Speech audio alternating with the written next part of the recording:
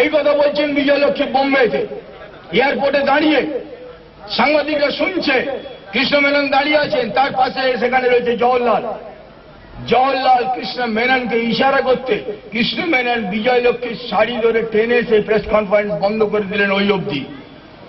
তারপর থেকে বিজয়লক্ষ্মী পণ্ডিত আর শেষ অবধি মুখ খোলেননি, কোনো কমিশনের সামনে দাঁড়াননি, তারও সাক্ষী নিতে যায়নি। তাহলে 48 সালের খবর। এখন আমরা দেখছি ডক্টর পুরবী রায়চৌধুরীরা তারা দীর্ঘদিন রাশিয়ায় গবেষণা করে তারা এই তথ্য নিয়ে এসেছেন 47 সাল অবধি আজাদ হিন্দের হেডকোয়ার্টার ছিল রাশিয়ার সাইবেরিয়ার অমিক শহরেতে, এবং সেটা স্ট্যালিনের সঙ্গে বোঝাপড়ায়। এবং ইদানিং আজাদ হিন্দ ফৌজের যে সমস্ত ফাইল পাওয়া গেছে তাতে করে গিয়ে দেখা যাচ্ছে সেখানেও রাশিয়ার অমিক শহরের যে আজাদ হিন্দের হেডকোয়ার্টার ছিল জাপানের পরাজয়ের পর থেকেই তারও উল্লেখ আছে, এখনো অমিক শহরের দেশে বাড়ি আছে।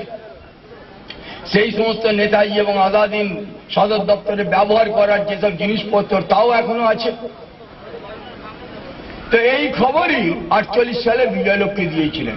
49 সালে সরাসরিভাবে শরৎ বোস পেপার স্টেটমেন্ট করছেন যে আমার কাছে সুনির্দিষ্ট তথ্য আছে যে নেতাজি দক্ষিণ চীনের পার্বত্য অঞ্চলে সেখানে আছেন এবং সেখান থেকে ভিয়েতনাম যুদ্ধ পরিচালনা করছেন।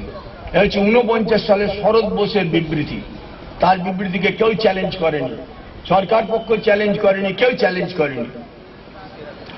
এর পরের খবর 51 সালেতে চীন এবং দক্ষিণ পূর্ব এশিয়ায় দীর্ঘদিন থাকার পর ভারতবর্ষে ফিরে এলেন নেতাজির বিশিষ্ট অনুগামী ব্যারিস্টার মথুরালিঙ্গম থেবার। শরৎবাবু দক্ষিণ পূর্ব এশিয়া থেকে যখন ফিরে আসেন, ফিরে এসে মথুরালিঙ্গম থেবারকে নির্দিষ্ট দায়িত্ব দিয়ে নেতাজির সঙ্গে যোগাযোগ রক্ষা করার জন্য তাকে পাঠিয়েছিলেন দক্ষিণ পূর্ব এশিয়া। 48 সাল থেকে তিনি ছিলেন। 3 বছর বাদে 51 ফিরে আসছেন, ততক্ষণে শরৎ বোস মারা গেছেন।